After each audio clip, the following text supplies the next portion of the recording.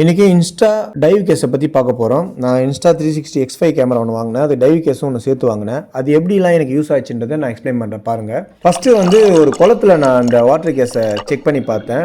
அது நல்லா சூப்பராக கிளியராக தான் வந்துச்சு. தண்ணி கலங்கலாதனால ஃபேஸ் டீட்டெயிலாக தெரியல. ஆனால் ஸ்விம்மிங் ஃபுல் கடல் இந்த மாதிரிலாம் போகிறப்போ நல்லா சூப்பராக இருந்தது. ரெண்டாவது மழையில் யூஸ் பண்ணி பார்த்தேன். குறிப்பிட்ட தூரம், அதாவது ஒரு 10 மீட்டர்ஸ்க்குள்ளே என்ன ஆயிடுச்சுன்னா உள்ளே ஃபாக் அடிக்க ஆரம்பிச்சிடுச்சு. மேலே அந்த டாட்லாம் பட்டு என்ன ஆகிடுச்சுன்னா கிளியர் வியூ கிடைக்கவே இல்லை.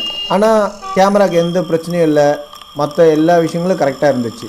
உள்ளே ஃபாக் அடிக்கிறதும் மேலே டாட்டாக அந்த மழை துளிகள் படுறதுனால என்ன ஆகுதுன்னா ஒவ்வொரு வாட்டியும் நம்ம இறக்கி தொடச்சிட்டு மறுபடியும் தூக்கி அந்த கேமராவை ஷோ பண்ணி அந்த ஃபுட்டேஜ் எடுக்கிற சூழ்நிலை உருவாயிடுச்சு. அது எனக்கு கம்ஃபர்டபுளாக இல்லை.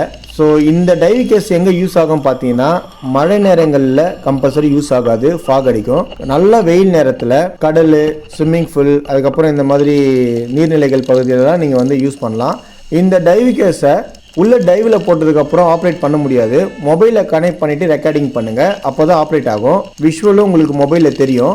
ஒரு குறிப்பிட்ட தூரத்துக்குள்ளே ஆழம் போயிடுச்சு அப்படின்னா மொபைல் டிஸ்பிளேயில் சிக்னல் வீக் ஆகிறதுனால வியூஸ் தெரியாது, ஆனால் உள்ள ரெக்கார்டிங் மட்டும் ஓடிட்டே இருக்கும். ஸோ இந்த மாதிரி இன்ஸ்டா டிப்ஸ் எதாவது வேணும் அப்படின்னா மறக்காமல் என்னை ஃபாலோ பண்ணுங்கள். தேங்க்ஸ் ஃபார் வாட்சிங் திஸ் வீடியோ.